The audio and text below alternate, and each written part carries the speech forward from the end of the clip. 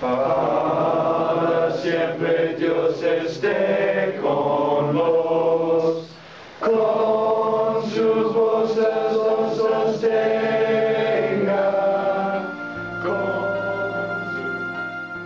I've always remembered a quote, I don't remember who it was by. I think it was by President Joseph F. Smith, who said, "Any man who has witnessed the miracle of the atonement can't help but sharing the gospel with others." So I've always remembered that. And it sounded like fun. And you can have all those ideas before you go, but until you actually go there, you don't know exactly what it's going to be like. I didn't know going in that I was going to see people change their lives. I didn't know I was going to get to know these people. You don't think about that. At least I didn't. But until you're actually in the thick of it, you realize that why were you even questioning the decision in the first place? I mean, it's hard, don't get me wrong, but when you get in there and you actually get to feel like a missionary, there's no question. The whole companion dynamic is something that no one ever, I think, prepares for. I remember when Elder Wardrop walked through the door, he was my MTC companion. And it just, once you have your companion, it's like, okay, now we can do this. You're in the MTC, you're doing something that you don't understand fully the consequences at that time. But when you are with someone for that amount of time, you're both studying the gospel, you're both learning a new language, a bond forms. And that is something that I think saves missionaries.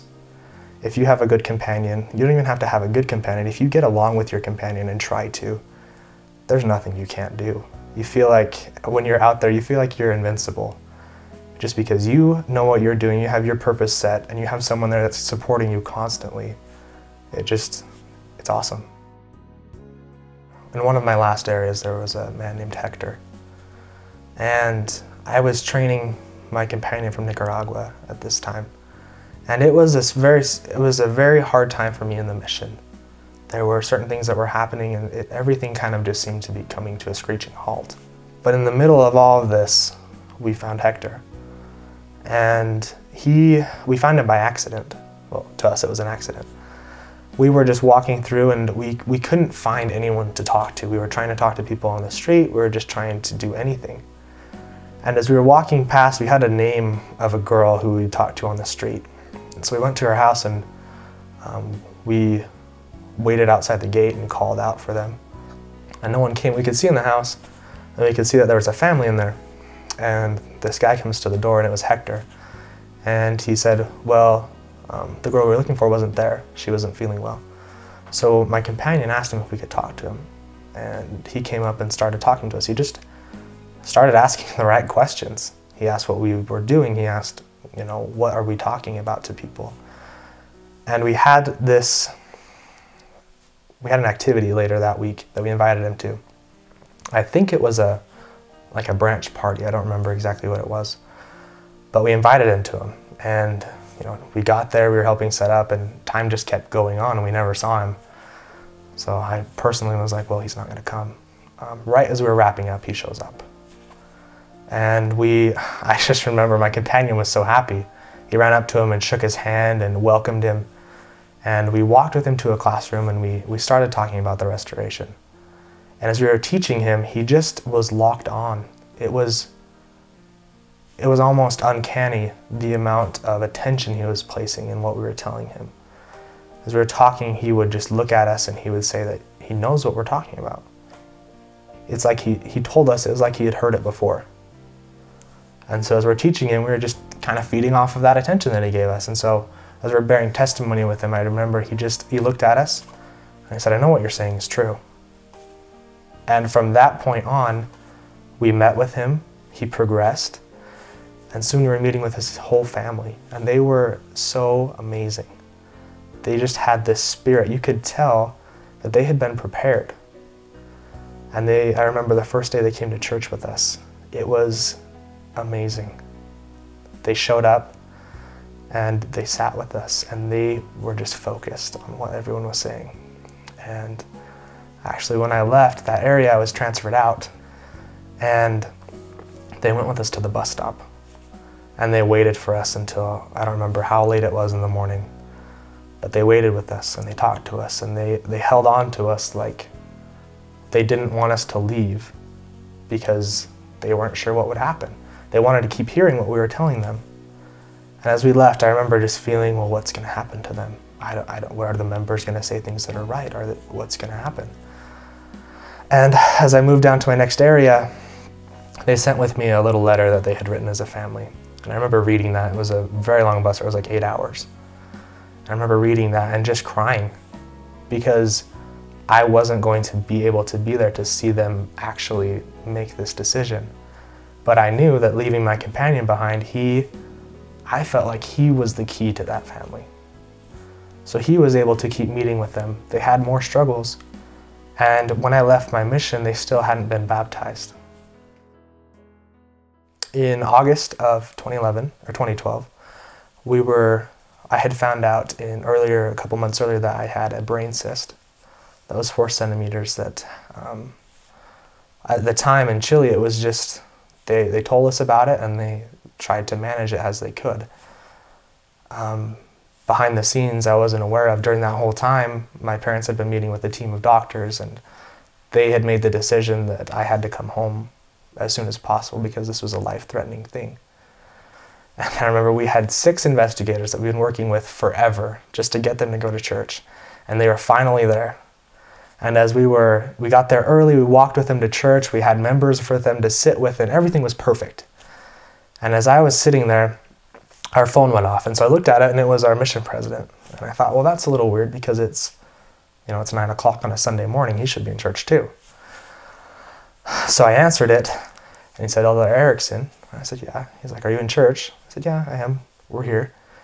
He's like, well, I need you to go back to your apartment and pack your bags because you're being sent home. And I remember it sounds cliche, but everything just stopped. And I remember thinking, this can't happen now. I mean, look what we're doing. Look what we've accomplished. And as I hung up on the phone, I told my companion what was happening, and he just looked like, I don't know, it was like everything we had worked for had just fallen to pieces. And as we're just standing there, not knowing what to do, I remember we went to get the bishop and told him what had happened. And he listened to us and he said, well, have you thought about saying goodbye to the ward? I said, well, no, I haven't. I just figured we could just leave. I didn't want to, create any more attention for myself. And he said, well, it would be good if you said goodbye to the ward. So we walked in, they started sacrament, and I just remember sitting there and all these happy people, all of these members who were just, this is what they did every Sunday. They were just sitting there, they're happy to be there. I looked around and I could see our investigators were bonding with the people that we had them sit with, and everything just seemed to be working well. And I just sat there just thinking, I have just had this news that everything I worked for this entire year is coming to a screeching halt.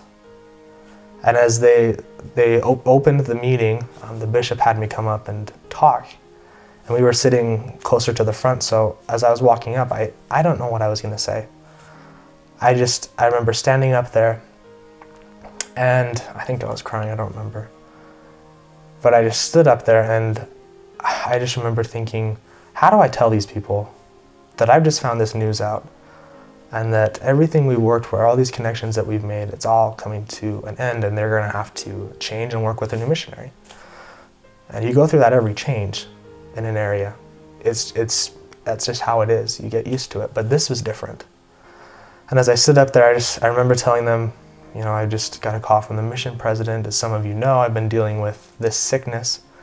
They want me to come home because they found out that it's something that needs to be removed.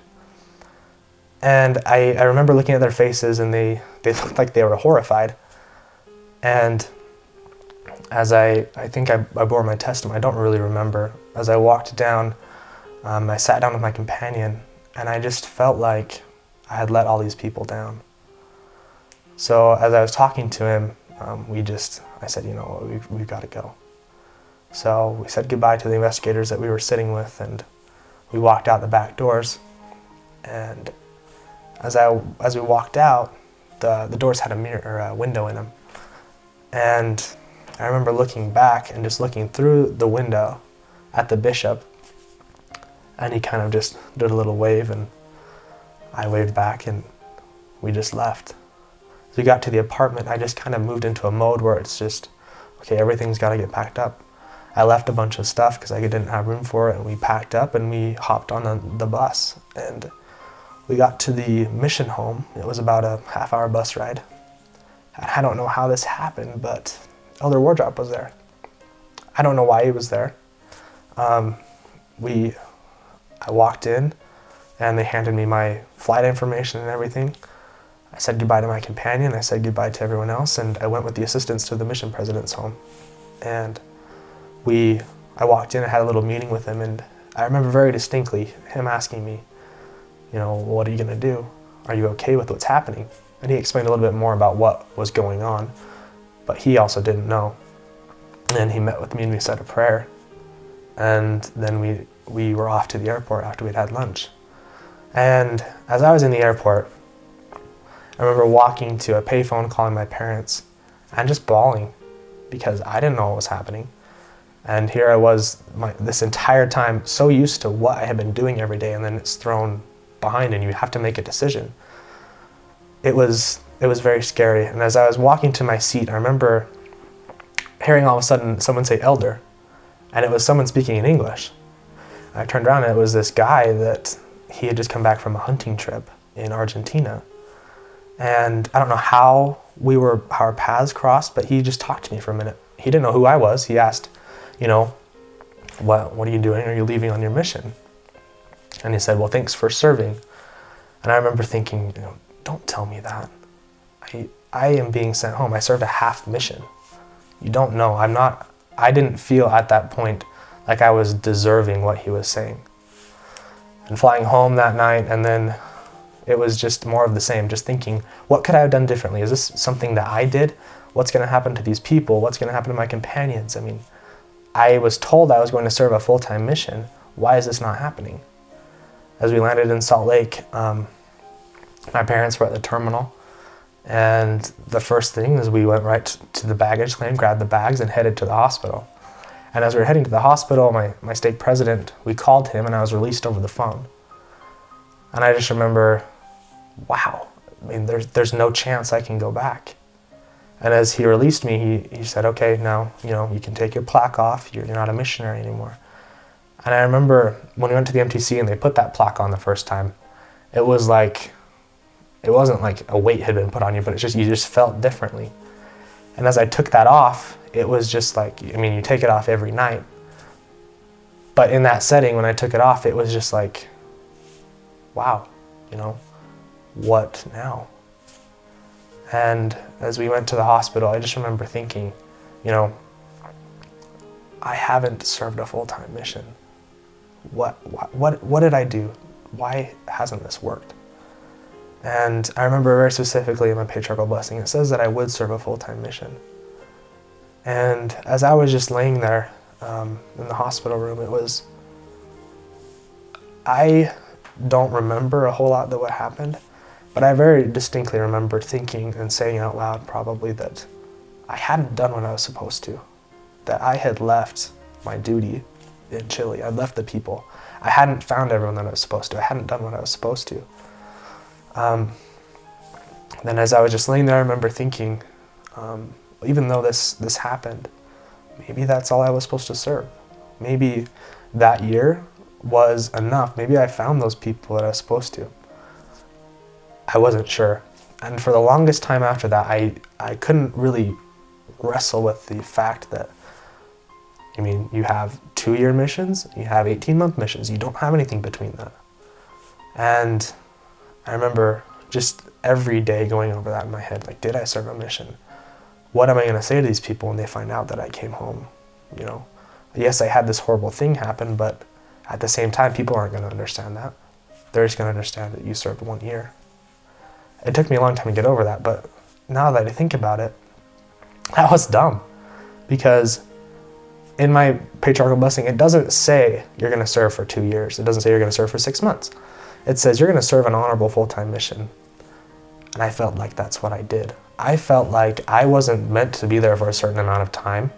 I was meant to find certain people or to do certain things. And to me, that knowledge, just coming to terms with that, now that I think about it, it doesn't even matter that I served a year. It doesn't matter that I was only there for a certain amount of time. I did what I was supposed to. I tried my hardest. And looking back, I'm fine with how it worked out. I don't feel like it was cut short. I don't feel like I lost out on certain opportunities. I had more fun in that whole year and learned so much and felt the Spirit so strong that I think it was concentrated in a year when it should have been spread out in 2 years. So I don't have a problem with that anymore. Hector, a few weeks ago, was actually baptized. He moved to the city where the mission home is located, and he was able to find missionaries there, and he made the commitment to get baptized. And I talked to him on that day over Facebook, and he was so happy. He just felt complete. His family still isn't baptized, but they're wanting to. And it's just, if you plant that seed, it doesn't matter if you leave and they're not baptized or they haven't come to church. Maybe that's all you were there to do. When I think about that, if it was worth it, I can't think of anything other than just saying yes. Because you go your whole life before your mission just thinking, well, you know, we'll be missionaries, we'll wear white shirts and ties, but you don't think about the day-to-day things. You don't think about the people you're going to meet. You don't think about the experiences that you'll have. When I think about my mission, I think about how many miracles I saw and how many tender mercies I saw happen to people or to me or different things in our life. But now, looking back, I can't think of anything that is more rewarding, that is more character building than going on a mission, having to be removed from what you know and learning something new, whether it's a new language or a new country. When you're taken out of your element and you're forced into something that's so different, you have to remember that the gospel is the same everywhere you go. And I think maybe when we serve missions, that's what it's all about. It's about remembering that there are people all over the world who either have what we don't have or they don't. They're either looking for it or they don't know that they are. And when you're there, you feel like such an instrument in the Lord's hands in the smallest things, whether it's saying hi to someone or just even shaking someone's hand and just feeling like a representative of Jesus Christ. It's the most, I can't even describe what it's like. It's the most rewarding, the most spiritual experience I've ever had. And I think, as I think about my mission and going through my life, to me that is such a blessing. When you think about it, yes, it was great to serve, but you come home with those memories and you remember the experiences that you've had. You remember what you felt. You may not remember the people. When you think that you're able to remember that and actually think about what you did there, it feels like a dream sometimes. But when you're actually home in those quiet moments, when you're thinking about what it was like, to me that's the most rewarding, to think about what happened there and what you did there, even if all you did was just plant a seed.